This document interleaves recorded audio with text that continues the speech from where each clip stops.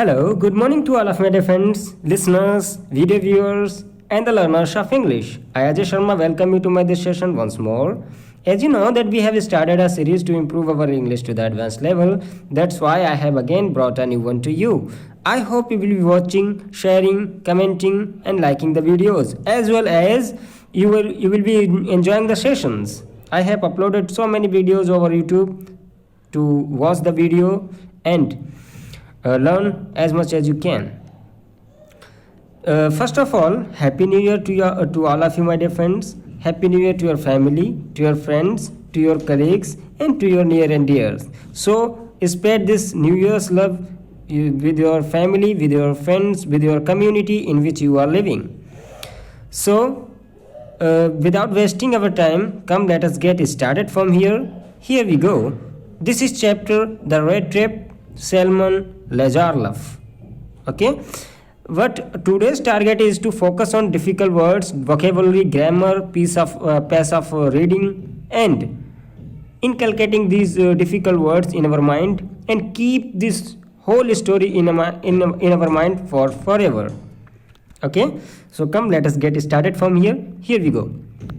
The Rattrap, Salmon Lazarlov. Have a look about the author. Salmon Lazarlov, 1858 to 1940, was a Swedish writer. Swedish writer means he belongs to Sweden. Sweden is a country lies in Africa continent. Its capital city is Stockholm, and its currency is kunar. Okay, sorry, yes, kunar. And so Sweden is a country. I hope you have heard about Nobel prizes. Most of the Nobel prizes are awarded in Stockholm. This is the capital city of Sweden. So Sweden is a country, and its capital city is Stockholm. Salmon Lazarlov was a Swedish writer whose stories have been translated into many languages. A universal theme runs through all of them: a belief that the essential goodness in human beings can be awakened through understanding and love. This story is set amidst means between something. The story is set amidst the mines of Sweden, rich in iron ore, which figure large in the history and legends of that country. The story is told somewhat in the manner of a fairy tale.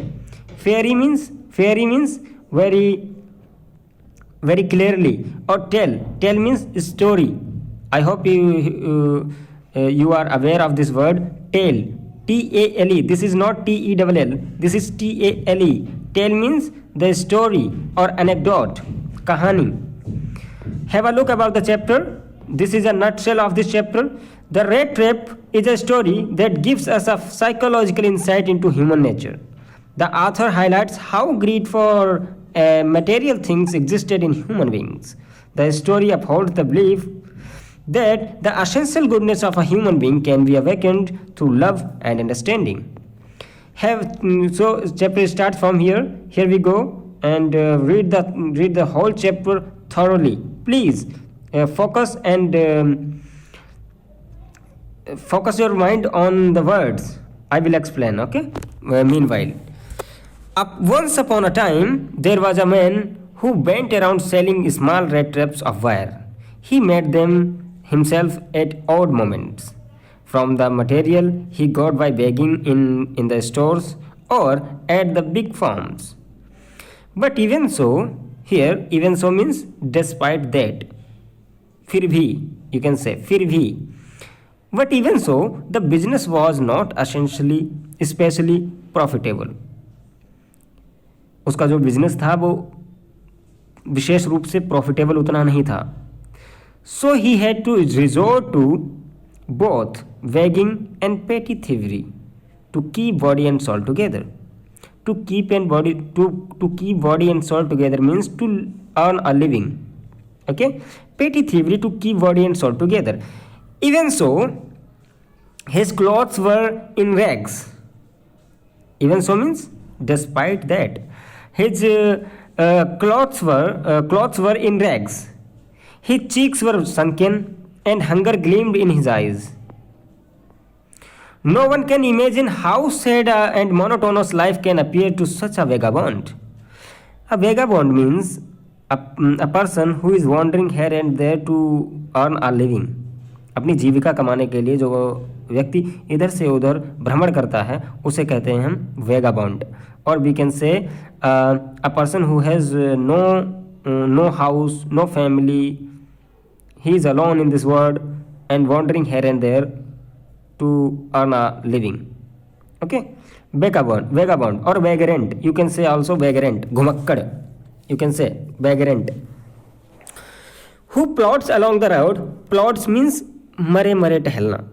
Plods means इतना भूखा और भूख में बिल्कुल लाचार होकर के चलना, उसे बोलते हैं प्लॉडिंग करना. Who plods along the road left to his own meditations. Meditations मतलब deep thinkings. But one day this man had fallen into a line of thought which really seemed to him entertaining.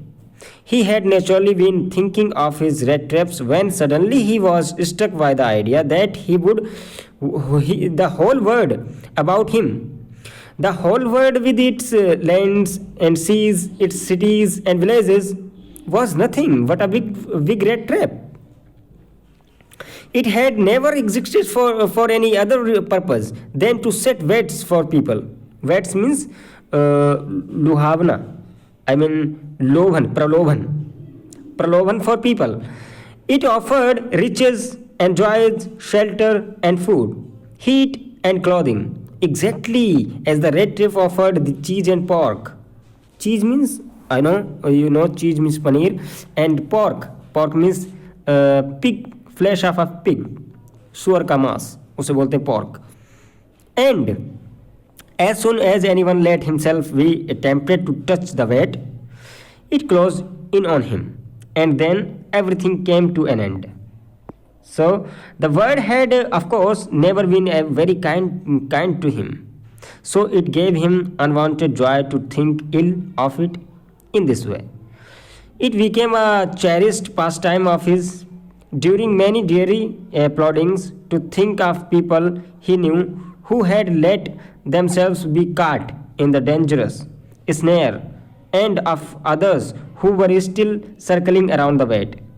One dark evening, as he was trudging means also wandering here and there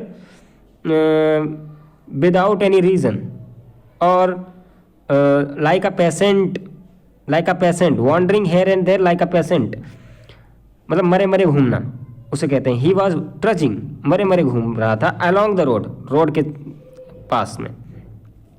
ही काट site of a little grey cottage. Here cottage means house, or you can say a hut, झोपड़ी, or house, घर. Cottage by a roadside, and he knocked on the door to ask shelter for the night. Nor was he refused. Instead of the sore faces was ordinarily met him. The owner, who was an old man without wife or child, was happy to get someone to talk to in his loneliness. Immediately, he put the porridge pot on the fire and gave him supper. Supper means शाम का भोजन, dinner you can say. Him supper. Then he carved off such a big slice from his tobacco roll that it was enough both for the stranger's pipe and his own. Pipe means cheroot. Cheroot means you can say chilam. Finally, he got out an old pack of cards and played majolis with his guest until bedtime. The old man was just as generous with his confidences as with his porridge and tobacco. The guest was informed at once that in his days or prosperity, his host had been a crofter at Ramsjo Ironworks, and had worked on the land. Now, here crofter means krashak. Crofter at Ramsajo iron works and had worked on the land. Now that he was no longer able to do any labor, do day labor. Sorry. Now that he was no longer able to do day labor, it was his cow which supported him. Yes, that Vossi was an extraordinary. She could give milk for the creamery every day, and last month he had received all of 30 kunar in payment. Here, kunar is the currency of Sweden. Okay, the stranger must have seemed incredulous, for the old man got up and went to the window, took down the leather pouch which hung on the nail in every window frame, and picked out three wrinkled 10 kunar bills. These he held up before the eyes of his guest, nodding knowingly, and then stuffed them back into the pouch. Pouch means thela, you can say. The next day, both men got up in good season. The crofter was in a hurry to milk his cow, and the other man probably thought that he should not stay in bed when the head of the house had gotten up. They left the cottage at the same time. The crofter locked the door and put the key in his pocket. The man with the red traps said goodbye and thank you, and thereupon each went his own way. But half an hour later, the red trap peddler stood again before the door. He did not try to get in. However, he only went up to the window, smashed up his pen, stuck in his hand, and got hold of the pouch with the 30 kunar. He took the money and thrust it into his own pocket. Then he hung the leather pouch very carefully back in its place and went away. As he walked along with the money in his pocket, he felt quite pleased and his smartness. He realized, of course, that the first he dared not continue on the public highway, but must turn off the road into the woods. Here, woods means forests. During the first hours, this caused to him no difficulty. Later in the day, it became worse, for it was a big and confusing forest which he had gotten into. He tried to be sure to walk in a definite direction, but the paths twisted back and forth so strangely. He walked and walked without coming to the end of the wood, and finally he realized that he had only been walking around in the same part of the forest. All at once he recalled his thoughts about the word and the red trap. Now his own turn had come. He had let himself be fooled by a wet and had been caught. The whole forest, with its trunks and branches, its thickets and fallen logs, closed in upon him like a impenetrable prison from which he could never escape. It was late in December. Darkness was already descending over the forest. This increased the danger, and increased also his gloom and despair. Finally, he saw no way out, and he sank down on a ground, tired to death, thinking that his last moment had come. But just as he laid his head on the ground, he heard a sound. a hard, regular thumping. There was no doubt as to what that was. He raised himself. Those are the hammer strokes from an iron mill, he thought. There must be people nearby. He summoned all his strength, got up, and staggered in the direction of the sound. The Ramsajo ironworks, which are now closed down, were not so long ago a large plant with a smelter, rolling mill, and forge. In the summertime, long lines of heavily loaded barges and scouses slide down the canal, which led to a large inland lake, and in the winter time, the roads near the mill were black from all the cock duck which shifted down from the big charcoal crates. During one of the long dark evenings just before Christmas, the master smith and his helper sat in the dark forge near the furnace, waiting for the pig iron which had been put in the fire to be ready to put on the anvil. Every now and then, one of them got up to stir the glowing mass with a long iron bar, returning in a few moments, dripping and perspiration. Dripping with perspiration. Perspiration means sweating, or you can say sweat means पसीना होता है.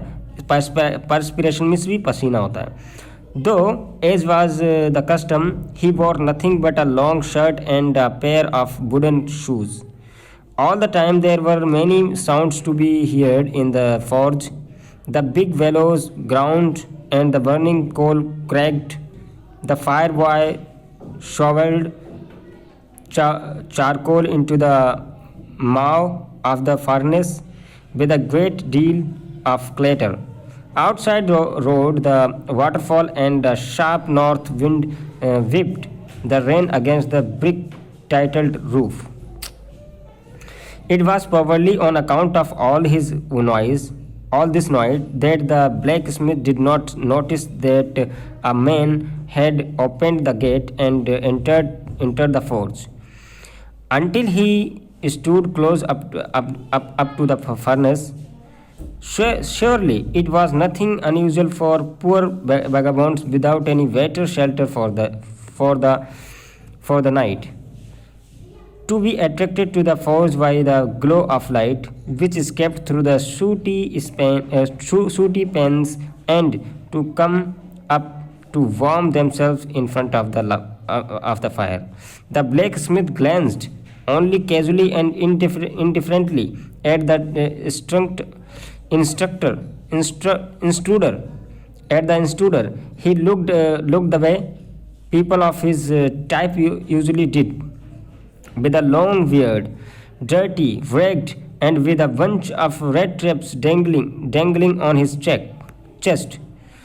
He asked permission to stay, and the master blacksmith nodded a hearty consent without honoring him with a single word. The tramp did not say nothing either. He had not come there to talk but only to warm himself and sleep. In those days, the Ramsajo iron mill was owned by a very prominent iron master whose greatest ambition was to ship out good iron to the market. He watched both night and day to see that the work was done as well as possible.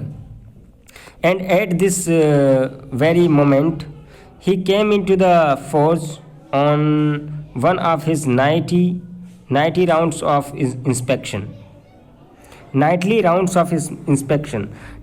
the first thing he saw was the tall ragamuffin who had eased his way so close to the furnace that steam rose from his wet rags.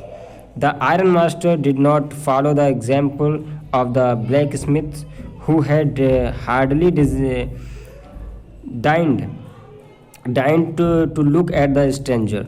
He walked close up to him, looked him over very carefully, then tore off his slouch hat to get a better view of his face.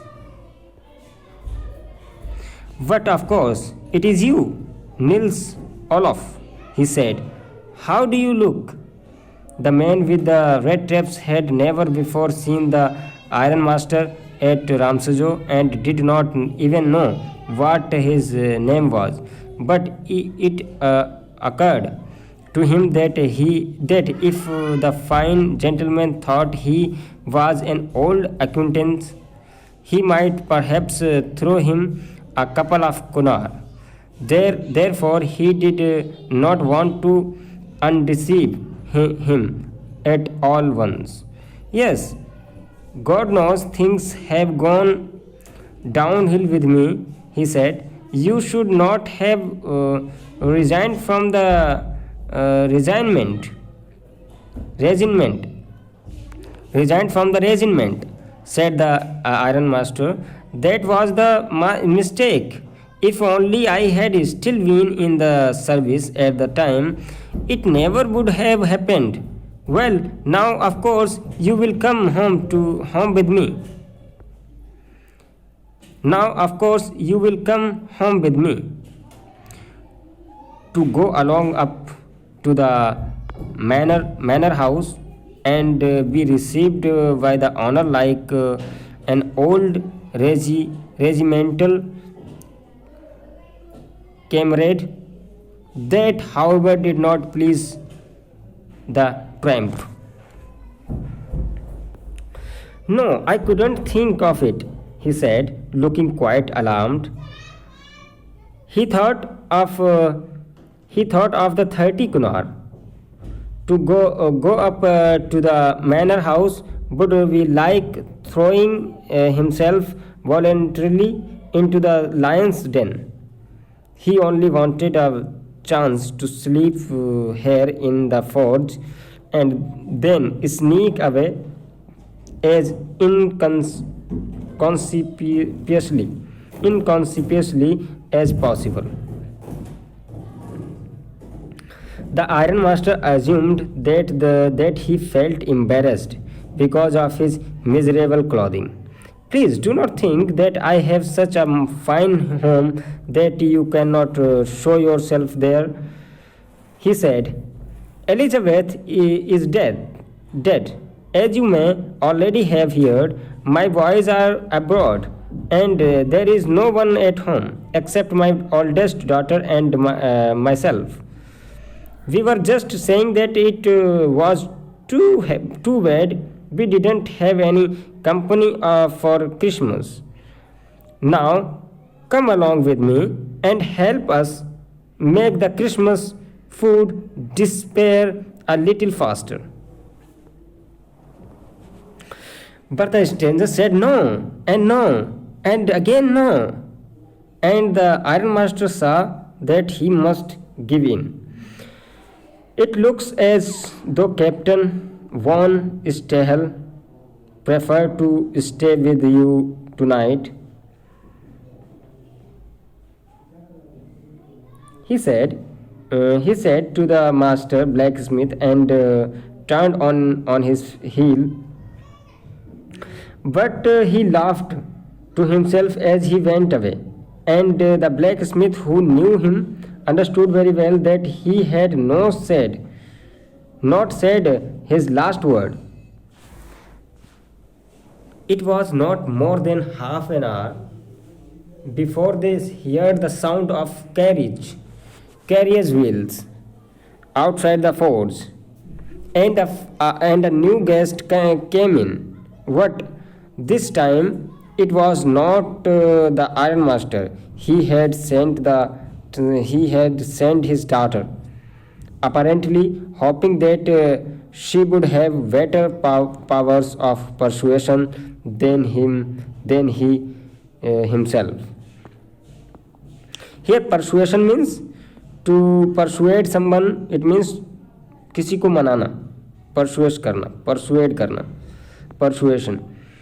She entered followed by a valet carrying on his arm a big fur coat.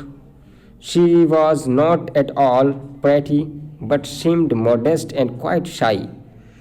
In the forge, everything was just as it had been earlier in the evening. The master blacksmith had and his apprentice still sat on their bench, and iron and charcoal still glowed in the furnace. The stranger had stretched himself out on the floor and lay with a piece of big iron under his head, and his head pulled down over his eyes. As soon as the young girl caught sight on him, she bent up and lifted his head. The man was evidently used to sleeping with one eye open. He jumped up abruptly and seemed to be quite frightened. Here, quite frightened means quite frightened. He was very quite frightened. It means they were really quite frightened means totally frightened. Quite frightened. Okay. Quite frightened means really frightened. He jumped abruptly and seemed to be quite frightened. My name is Adela Wilmanson. My name is Adela Wilmanson, said the young girl. My father came home and said that you wanted to sleep here in the forge tonight, and then I asked you permission to come and bring you home to us. I am so sorry, Captain, that you were having such a hard time. She looked at him compassionately with her heavy eyes, and then she noticed that the man was afraid. Either he was stolen something or else he was escaped from jail. She thought and added quickly, you may be sure, Captain, that you will be allowed to leave us just as freely as you came. Only please stay with us over Christmas Eve. She said this in such a friendly manner that the Rattrap peddler must have felt confidence in her. It would never have occurred to me that you would bother with me yourself, miss, he said. I will come at once.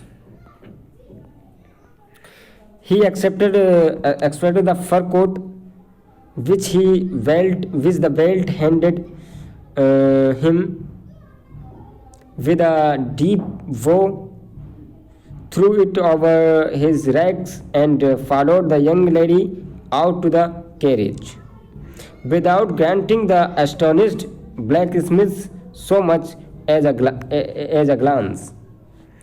But while he was riding up the manor house, he had evil forebodings. Why the evil did I take that fellow's money? He thought. Now I am sitting in the trap and will never get out of it.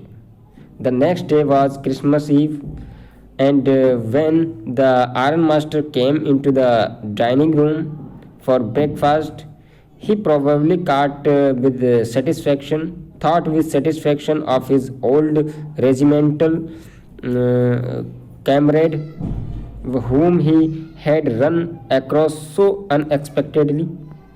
First of all, we must see to it at the gates of little flesh of his bones, he said to his daughter, who was busy at the table. And then we must see that he gets something else to do than to run around the country selling red traps. It is queer that things have gone downhill with him as badly as that, said the daughter. Last night I did not think there was anything about him to slow that he had once been an educated man. You must have patience. You must have patience, my little girl, said the father. As soon as he gets clean and dressed up, you will see something different. Last night he was naturally embarrassed that the tramp manners will fall away from him with the tramp clothes. Just as he said this, the door opened and the stranger entered. Yes, now he was truly clean and well dressed.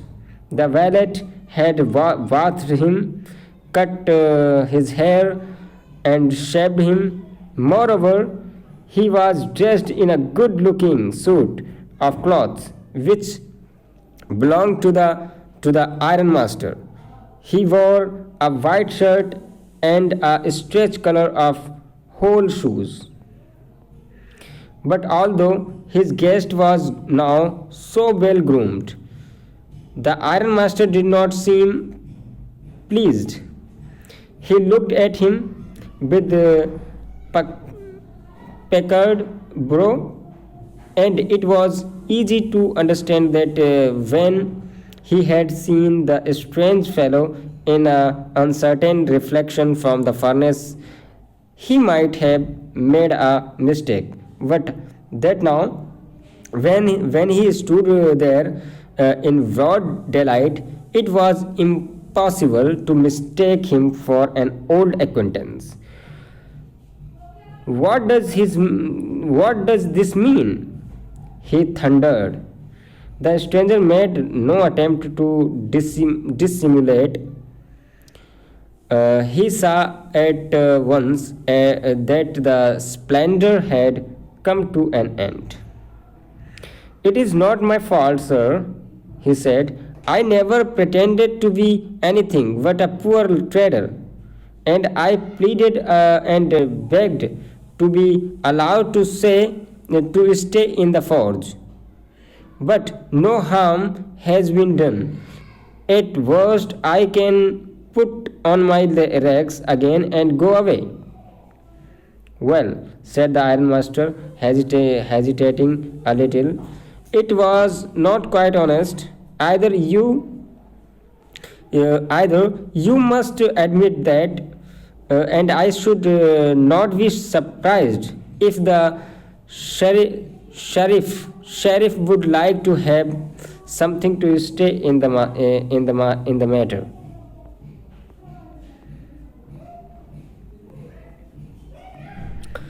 The trap took a step forward and struck the table with his fist.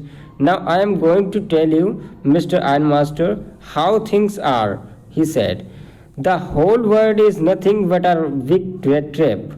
All the good things that are offered to you are nothing but cheese rings, and bits of pork, set out to drag a poor fellow into trouble.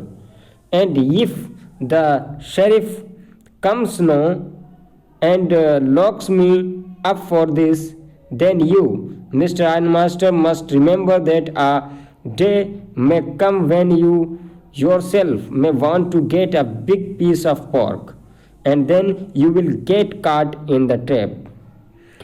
The ironmaster began to laugh. That was not so badly said, my good fellow. Perhaps we should let the sheriff alone on Christmas Eve. But now let out Now get out of here and as fast as you can.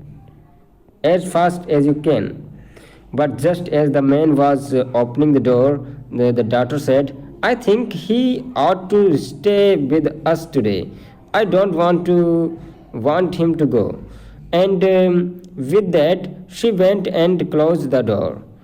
What in the world are you doing? Said the father. The daughter stood there quiet and embarrassed and hardly knew that what to answer.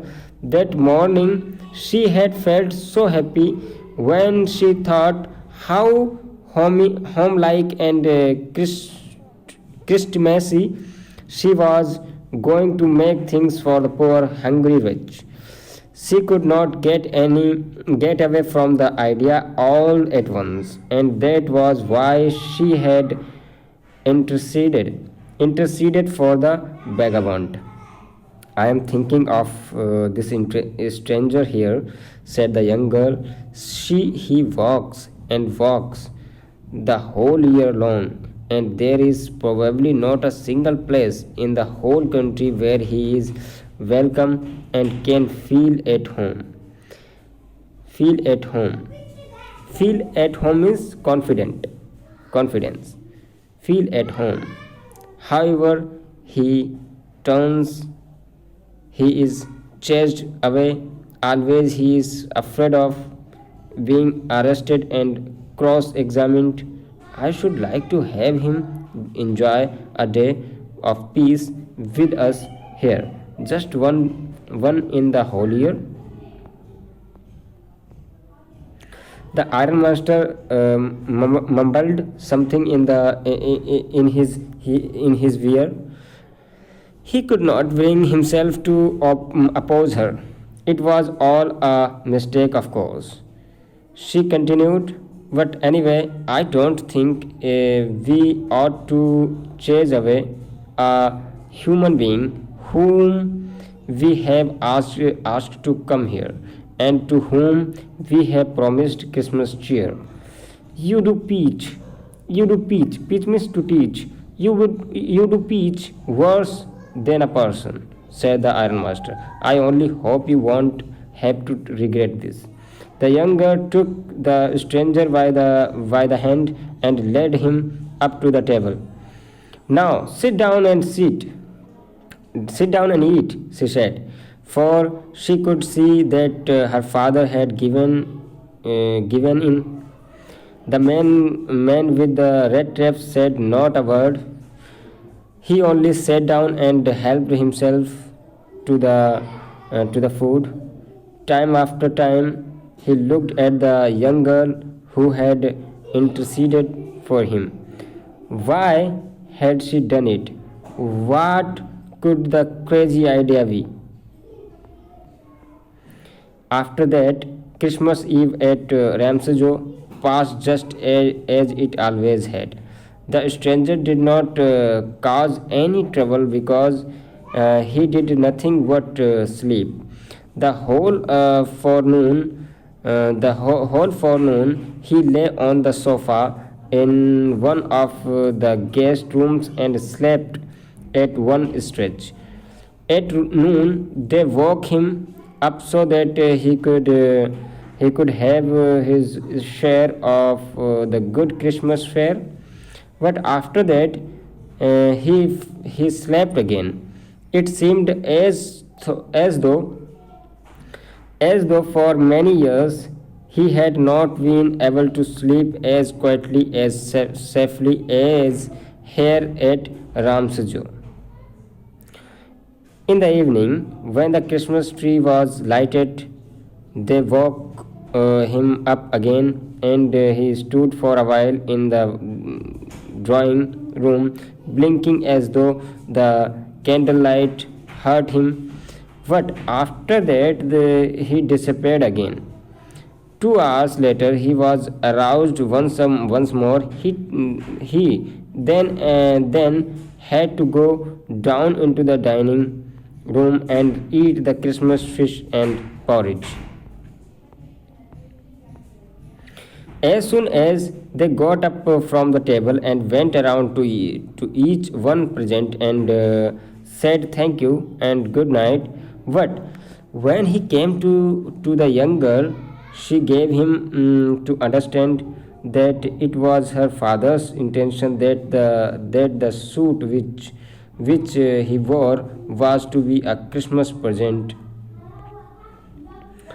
He did not have to return it, and if he wanted to spend next Christmas Eve in the place where he could rest in peace and be sure that no evil would befall him, he would be welcomed back again.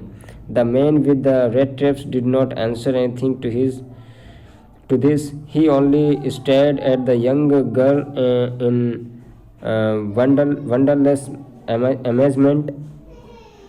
The next morning, the ironmaster and his daughter got up in good season to go to the early Christmas service. Their guest was still asleep, and they did not disturb him. When at about 10 o'clock they drove back from the church, and the young girl sat and hunger hung her head even more dejectedly than usual.